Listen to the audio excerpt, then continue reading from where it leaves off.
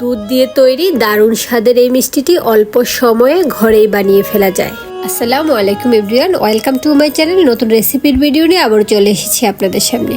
আজ নিয়ে এসেছি স্বাদে ভরপুর মিল্ক কেক মিষ্টি রেসিপি।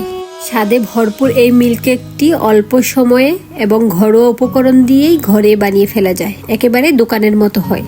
আর এতটাই সুস্বাদু যে ছোট বড় সকলেই পছন্দ করে। চলুন কথা না বাড়িয়ে সুস্বাদু এই মিল্ক কেক মিষ্টি রেসিপিটি দেখে নিই। এই মিল্ক কেক মিষ্টি বানানোর জন্য প্রথমে চুলায় চলে এসেছি। চুলায় একটি পাত্রে 1 লিটার লিকুইড দুধ দিচ্ছি। এখানে আমি ফুল ফ্যাট দুধটা ইউজ করছি। দুধটাকে প্রথমে আমি জাল করে নিব। তাই চুলার আঁচ অন করে দিয়ে আমি নেড়েচেড়ে দুধটাকে জাল করে নিচ্ছি। দুধটাকে বলক আসা পর্যন্ত এভাবে নেড়েচেড়ে জাল করে নিচ্ছি। আর এই মিল্ক কেক মিষ্টিটা বানাতে খুব বেশি উপকরণের প্রয়োজন হয় না। দুধ আর চিনি হলো এই মিল্ক কেক মিষ্টির মূল উপকরণ। দুধটাতে ভালোভাবে বলক চলে আসা পর্যন্ত জাল করে নিব। এর মধ্যে দুধে বলক চলে আসছে, আমি স্প্যাচুলা দিয়ে নেড়েচেড়ে দিচ্ছি। চুলার আঁচটা একটু কমিয়ে দিচ্ছি। ভালোভাবে বলক চলে আসছে, আমি স্প্যাচুলা দিয়ে নেড়েচেড়ে দিচ্ছি। এর মধ্যে চুলাটাও বন্ধ করে দিয়েছি। এখন এর মধ্যে আমি লেবুর রস দিয়ে নিচ্ছি। লেবুর রস দিয়ে নেড়েচেড়ে এটা ছানা তৈরি করে নিচ্ছি। আপনারা চাইলে লেবুর রসের পরিবর্তে এখানে ভিনেগার দিতে পারেন। আমি এখানে টোটাল একটা লেবু ইউজ করেছি। একটা লেবুর রস পুরোটাই লেগেছে। এর মধ্যে দুধটা ছানা কেটে গিয়েছে। এখানে আমি 1 কাপ দিয়েছি চিনি। চুলার আঁচটা এখনো বন্ধ রয়েছে। চিনিটা দেওয়ার পর চুলার আঁচটা জ্বালিয়ে দিয়েছি। চিনিটা দিয়ে ভালোভাবে নেড়েচেড়ে জাল করে দিচ্ছি। দেখুন এর মধ্যে ছানা অংশটা আলাদা হয়ে আসছে আর বাকি অংশটা আলাদা আলাদা মনে হচ্ছে। তবে এটাকে আমি কোনো ছেঁকে নিব না, এই পুরোটাই এভাবে জাল করে শুকিয়ে নিব। স্প্যাচুলা দিয়ে নেড়েচেড়ে আমি জাল করে নিচ্ছি।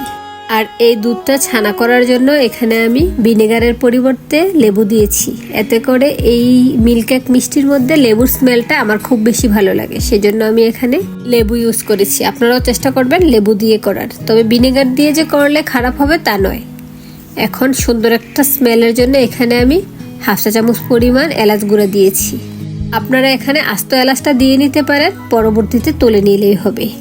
আমি এলাচ গুঁড়াটা দেওয়ার পর ভালোভাবে নেড়েচেড়ে জাল করে নিচ্ছি। এর মধ্যে পানীয় ভাবটা অনেকটাই শুকিয়ে এসেছে। পানীয় ভাবটা কমে গিয়েছে, অনেকটাই শুকিয়ে এসেছে। আর আমি অনবরত নেড়েচেড়ে জাল করে নিচ্ছি।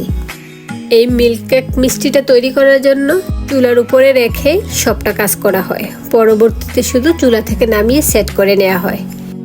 আমি স্প্যাচুলা দিয়ে নেড়েচেড়ে ভালোভাবে জাল করে নিচ্ছি। যতক্ষণ না পর্যন্ত অতিরিক্ত পানীয় ভাবটা কেটে যাবে ততক্ষণ পর্যন্ত এভাবে আমি জাল করে নিচ্ছি। এর মধ্যে অনেকটাই পানীয় ভাব কেটে গিয়েছে। এখন এর মধ্যে আমি দিয়ে দিচ্ছি ঘি। সুন্দর একটা স্মেলের জন্য এখানে ঘিটা ইউজ করছি। এখানে 2 চা চামচ পরিমাণ ঘি দিয়ে নিচ্ছি। ঘিটা দিয়ে আবারও ভালোভাবে নেড়েচেড়ে জাল করে নিচ্ছি।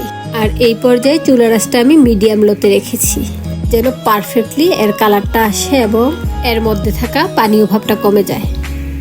আর এটা একেবারে শুকিয়েও ফেলা যাবে না, আবার পানীয় ভাবটাও রাখা যাবে না। একেবারে শুকিয়ে ফেললে পারফেক্টলি সেট হবে না, অনেক বেশি শক্ত হয়ে যাবে। আর যদি পানীয় ভাবটা থাকে তাহলেও মিল্ক কেক মিষ্টিটা পারফেক্টলি সেট হবে না। তাই পারফেক্টলি শুকিয়ে নিতে হবে। আর দেখুন প্যান থেকে ছেড়ে ছেড়ে দিচ্ছি। পানীয় অংশটা শুকিয়ে আসছে আর অনেকটাই কালার এসে গিয়েছে। এটা চুলা থেকে তুলে নিলে আর একটু ডার্ক কালার হয়ে যাবে। তাই আমি এই পর্যায়ে অনবরত নেড়েচেড়ে এটা চুলা থেকে তুলে নিচ্ছি। প্যানের গরমেও এটা অনেকটাই কালার চলে আসবে, সেজন্য চুলা থেকে তুলে সাথে সাথে আমি সেট হওয়ার জন্য একটা বক্সে দিয়ে নিব।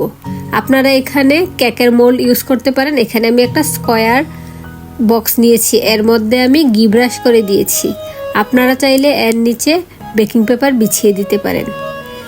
ঘি ব্রাশ করে দেওয়ার পর গরম অবস্থায় এর মধ্যে আমি মিল্ক কেক মিষ্টিটা সেট করে নিচ্ছি। আপনারা কেকের মোল্ড অথবা যে কোনো মোল্ডে করে এটা সেট করে নিতে পারেন। আমি উপর দিয়ে স্প্যাচুলা দিয়ে চেপে চেপে পুরো অংশটাকে সমান করে দিচ্ছি। স্প্যাচুলা দিয়ে সমান করে দেওয়ার পর উপর দিয়ে আমি ঢাকনাটা দিয়ে নিচ্ছি। ঢাকনা দেওয়ার পর একটা তোয়ালে দিয়ে এটাকে ঢেকে দিচ্ছি, যেন এই মিল্ক কেক মিষ্টিটা পারফেক্টলি সেট হয়।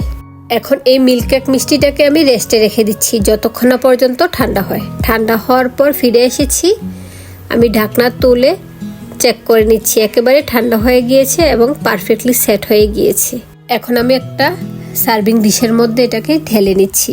আমি ঘি দিয়েছি তাই সহজে উঠে আসছে, আপনারা বেকিং পেপার দিয়ে নিলে আরও সহজে উঠে আসবে। এখন আমি এটাকে কেটে নিচ্ছি, মাঝ বরাবর প্রথমে কেটে নিচ্ছি, তারপরে 1 ইঞ্চি করে এটাকে কেটে নিচ্ছি। এই মিল্ক কেক মিষ্টিটা অনেক বেশি সুস্বাদু, আপনারা বানিয়ে না খেলে বুঝবেন না। আপনারা একবার চিন্তা করুন যে এর মধ্যে রয়েছে দুধ এবং চিনি। এই মিল্ক কেকটি কতটা পুষ্টিগুণ সমৃদ্ধ এবং কতটা মজাদার হতে পারে। এখন আমি এটাকে সাজিয়ে দিচ্ছি। আপনারাও আমার মতো করে এভাবে এই মিল্ক কেকটি বাসায় বানিয়ে খাবেন। আমি মনে করি এটি বাচ্চাদের জন্য একটি উপযুক্ত খাবার, কারণ অনেক বেশি পুষ্টিগুণ সমৃদ্ধ। উপর দিয়ে আমি সাজিয়ে নিচ্ছি বাদাম দিয়ে, আপনারা চাইলে অন্য কিছু দিয়েও সাজিয়ে নিতে পারেন। এর মধ্যে মিল্ক কেক মিষ্টি রেডি হয়ে গিয়েছে, দেখুন একেবারে সফট হয়েছে। আজ তাহলে এ পর্যন্তই, আল্লাহ হাফেজ, আসসালামু আলাইকুম।